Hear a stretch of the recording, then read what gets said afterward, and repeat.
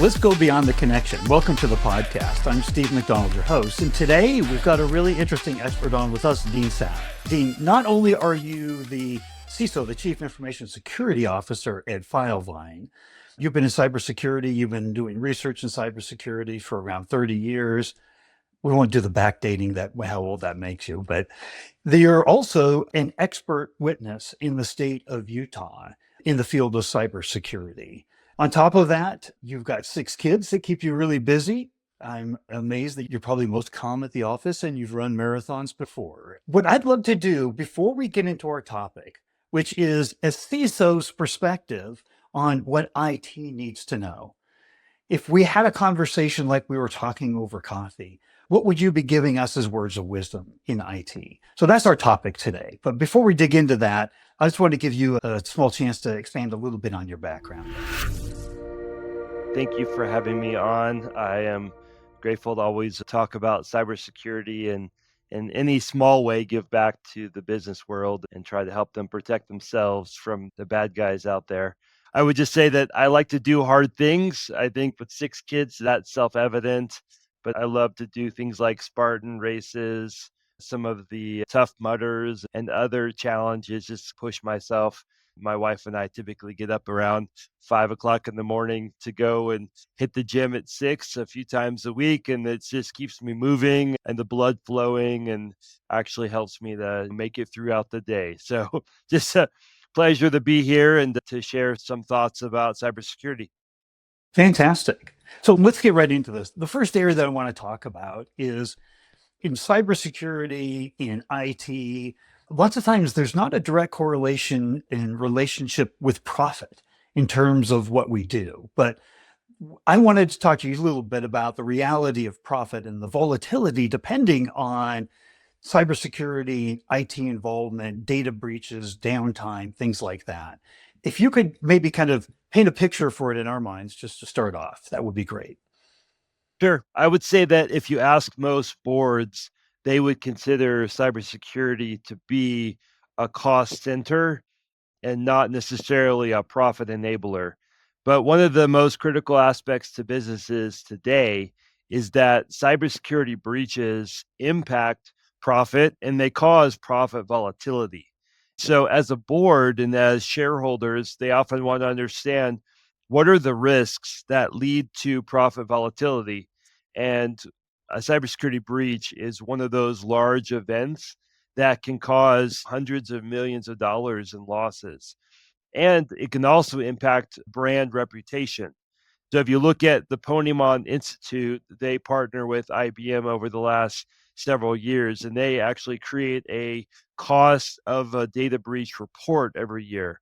And one of the core findings is that companies that experience a material data breach, they often can lose over 40% of their customers, and they can lose them overnight. So if you think about what that would do to any business, losing 40 to 44% of your customer base would really impact every company I know. Absolutely. We tend to think of it in terms of in general in our information technology. And when the network goes down, there's big issues. But these breaches are another major point of failure in the business.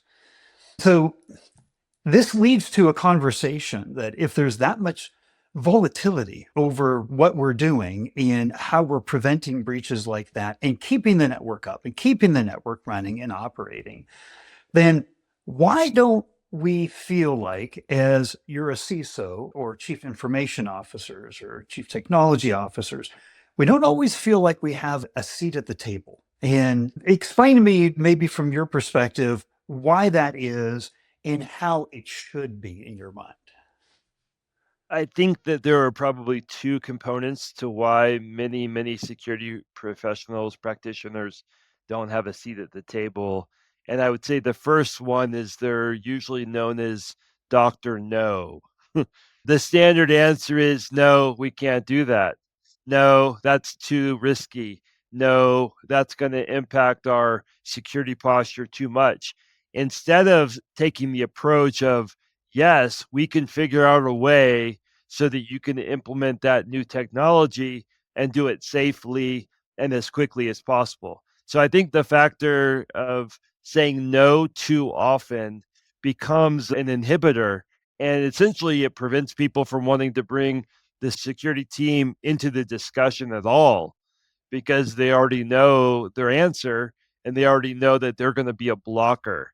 And so I think it's critical for security professionals to partner with the business and to understand, how does this initiative help our bottom line? How does it help us meet our growth and revenue forecasts? And then align the efforts of the security team with the business so that they can actually get things done properly and achieve both goals, achieve the revenue and growth while doing it safely.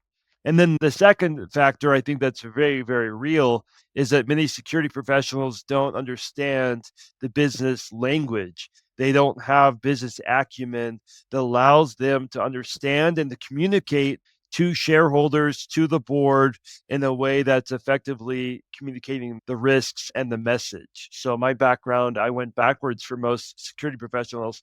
My undergraduate is in business. I went to the Marriott School at BYU, one of the best business schools in the country, to really understand, how does the general ledger work? What are the accounting principles that are impacting the business? What is EBITDA? And how does that make a difference to a company? What's net dollar retention? And how is that important for a SaaS platform? Understanding the business side and the economics helps you to be able to partner properly. And then my master's was at the SANS Institute. And I'll say that was probably my most challenging degree program. It took me 5 years because for SANS, every course requires original research. So you have to go buy an old voting machine on eBay and then reverse engineer it and figure out how it works and then how to exploit it. Creating original research is very, very difficult, especially when it's peer reviewed. So having a strong technical background and having a strong business background together, I feel like makes a CISO an asset to any company that can help really move forward initiatives, but doing it safely and securely or to the best of your ability. As you're talking there about the business side and understanding that, because every decision that is made in an organization runs through the lens of, how is this going to affect revenue? How is this going to affect profits? So if you're not understanding the business side, then you're not understanding the underlying context that involves every decision that gets made in the business. Something else that came to mind that I just wanted to ask your opinion on. It's on that business side. And I think it's a major advantage for CISOs and anyone in IT, is that there was a study that came out, and it was in 2023 by McKinsey and Company. And they looked at over 400 companies that were highly profitable, B2C and B2B companies. And they had the greatest return on shareholder value. The number one differentiator amongst all those companies in the marketplace was CX, was customer experience. And when I think about some of the biggest breaks in trust with the experience I have with companies, it's if my data gets out. You think about these breaches, and companies, our brands are trust marks. The world of B2B is built on business relationships. It's about the people. And I want to actually get into that and talk to you about that more in just a minute. But the idea that cybersecurity is one of the most important things to maintain trust in the business so that we can establish those relationships, we can sell, we can earn the trust and respect of those in our communities that we sell to. As soon as you started talking about understanding the business, it's one of the biggest differentiators is CX. Has that ever been a topic that you've thought about or has come up in any of the symposiums or the things that you've talked about in terms of the trust factor, really, behind our brands? Certainly. And Filevine is in the thick of it. We have approximately 5,000 law firms that are using our platform. Each of those law firms have thousands of cases, and each of these cases involve real people. And they've either been the victims of a crime or they've been in a serious car accident.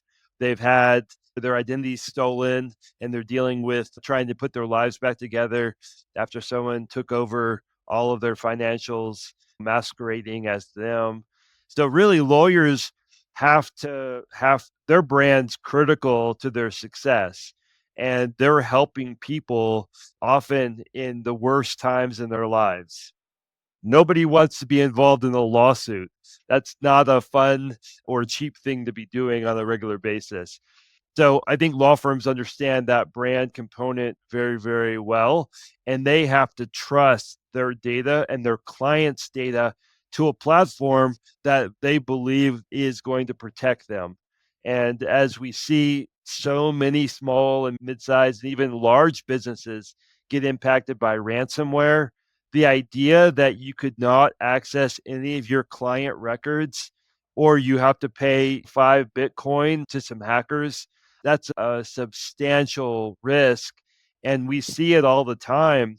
We've actually had a couple of success stories as we had a firm that had just moved on to our platform. They were a traditional Exchange Online, Microsoft Active Directory, running their own home network, and they had backups and they had storage to put those backups that were offline.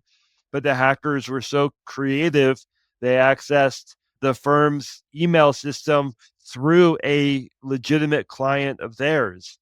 So their client is being asked to send evidence. The bad guys get into their client's email. They infect some of the evidence files with malware. It was actually ransomware.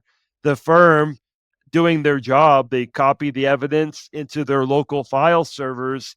And the next thing you know, there's ransomware that's spreading throughout the entire network. Well, just 2 weeks before, they had decided to switch to Filevine, and they had copied all of their client records and client data into Filevine, and then they had their backup on their local systems. Well, the entire network was ransomed. All of their laptops, all of their file servers, all of their Active Directory servers, their Exchange environment, and their backups.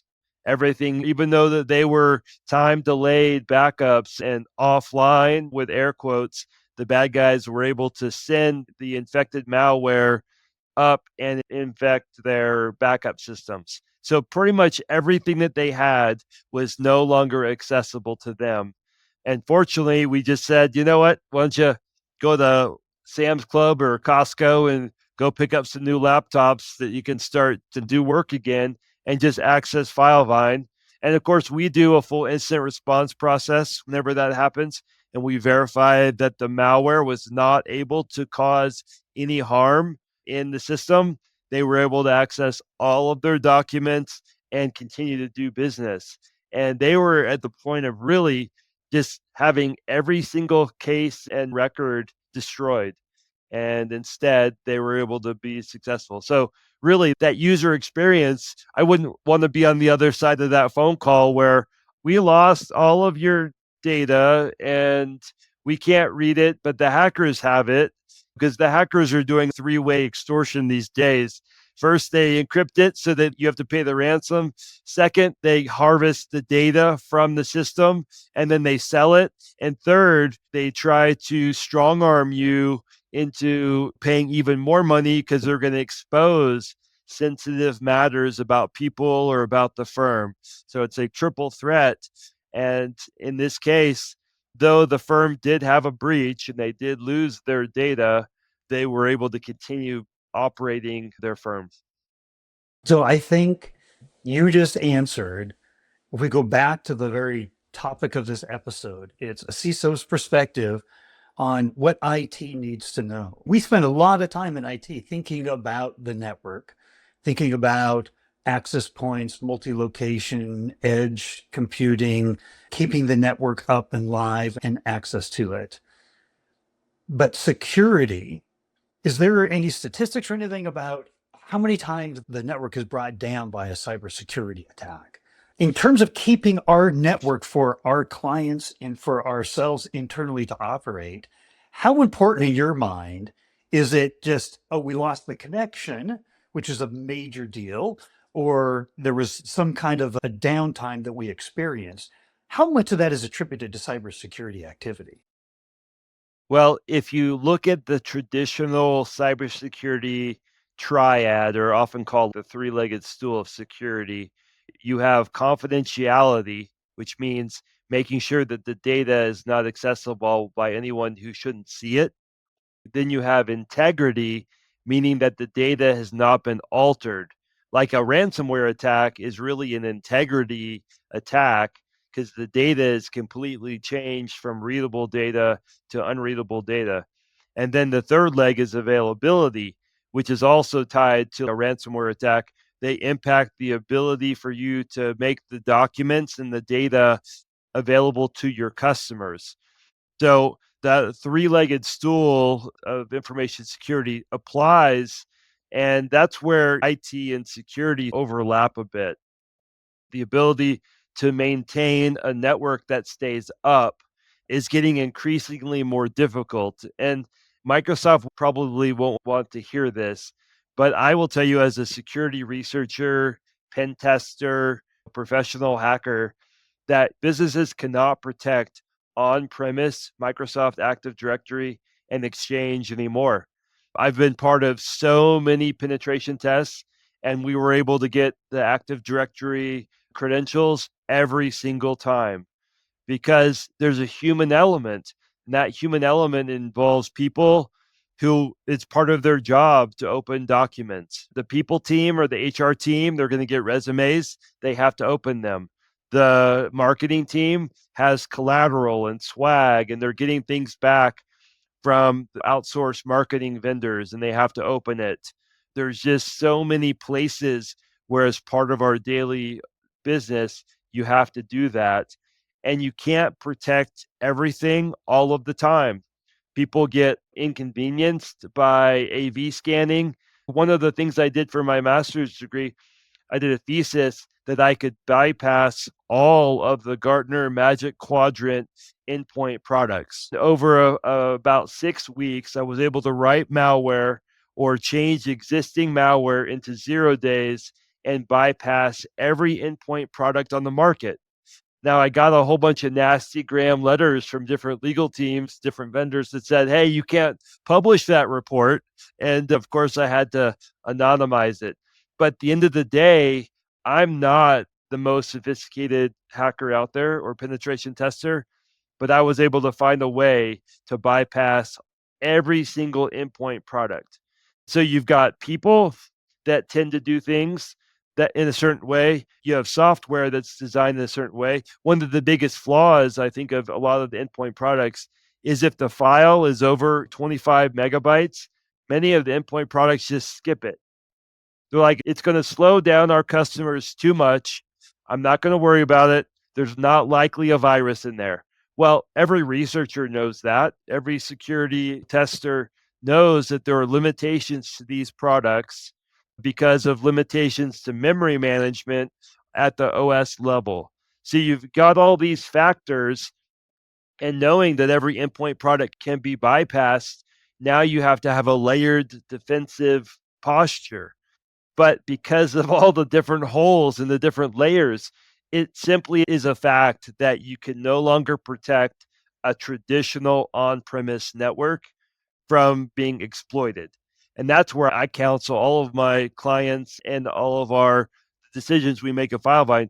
Microsoft O365 and their Azure AD is very, very good at stopping hackers. It's been designed to take many of those weak areas and to make them strengths. But there's so many companies and so many IT professionals that feel like they want to control the network. They want to have the server builds in their data center. They want all of that to where it's very tangible. And I tell them in every case, you cannot defend it. You do not have enough time, enough resource, enough expertise to find the weak link and to stop it. And the attackers are extremely good at return on investment. They are able to find ways into these traditional networks that you just can't stop it. This makes me think is that it's interesting in our previous conversation, you have IT reporting through you. So cybersecurity and IT, are they one department or just two departments that report through you, but you oversee both? I do. Actually, I have 6 departments that report up through me, but corporate IT, so all of the ping, power, pipe, all of the hardware, laptops, inventory, peripherals, that all reports up. And then all of the technology to provision, to deprovision, and to manage those devices, firewalls, infrastructure reports up through me. And that gives me a lot of autonomy to make sure that when we deploy something, we obviously want to deploy it quickly, but we have to deploy it in a way that doesn't put us at additional risk. And you have to make a lot of trade off decisions. And one of the key factors for me is, does this new technology create incremental risk? Or does it actually help decrease our risk posture? So if it's at a net neutral or decreases our risk posture, I almost always defer to it. Let's go that route. And again, budget's a factor. Obviously, I want to always pay less for the same quality of services. And what we do find is that over time, cloud resources are getting cheaper over time. So it's been a real blessing to have IT report up. I've been in businesses where it was the other way around, and it was so hard to even get secure endpoints or to deploy encryption or other things that were mission critical for the business. We have a very, very thorough risk assessment process. So any vendor that we purchase must go through about 130 questions that we fill out with each of the business owners that needs a new technology. And then we likely go through the assessments. And then we have a quantitative risk scoring system that we've built. And that allows us to determine, again, is this additional incremental risk? Is this a reduction in risk? Is this good for the company? Or is this going to put us in that risk posture where we're going to potentially lose customers because of that volatility risk?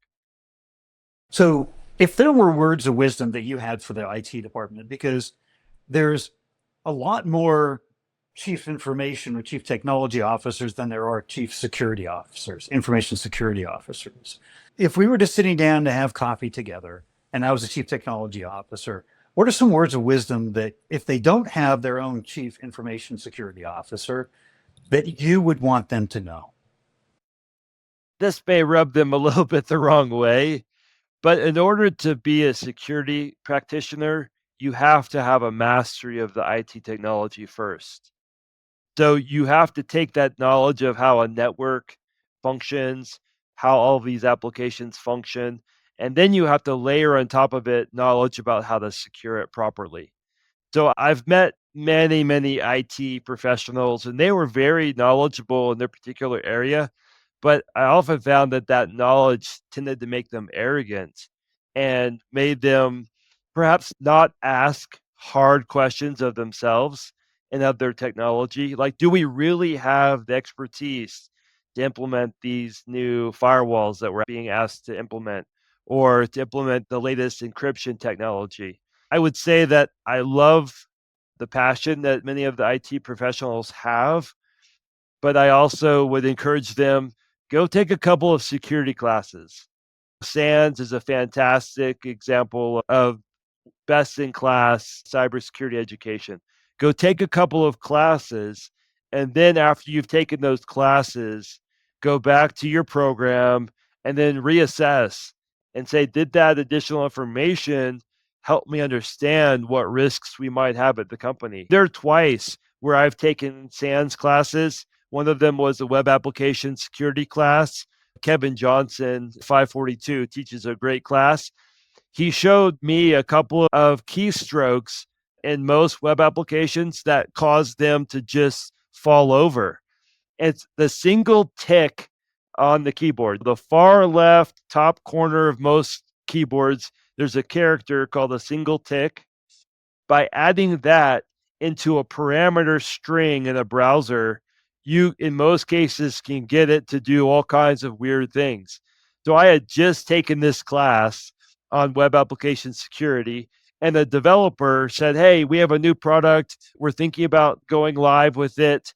What do you think? And I'm like, well, let's take a look. I literally was just walking by his desk and he pulls me over and they say, add a single tick to the end of that parameter on that new web app you built. He did. He hit enter and it dropped the username and password for root right to the screen. So it was like the first 25-second pen test where I got the username and password to the application in seconds. And it wasn't because I was an expert in web application pen testing, but I knew that it was a .NET Stack app. And I knew that Kevin had just said this is the most common way to bypass a .NET Stack app. And I tried it and I looked like I was brilliant, but it was just really, frankly, luck. But that kind of knowledge, if I hadn't gone to the SANS class, I would have never known to do that kind of an attack.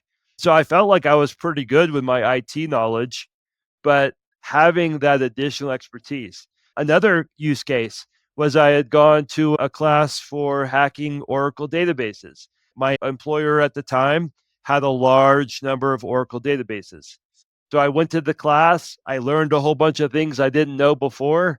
And then I come back and the program manager for one of the departments says, hey, we have this really, really sensitive database. Can you take a look at it and tell us how secure it is? I'm like, well, what do you know? Timing's pretty good here. So basically did about 6 hours worth of prep work because I didn't have a Linux computer at the time set up for hacking. And most of the pen testing tools are written in Linux.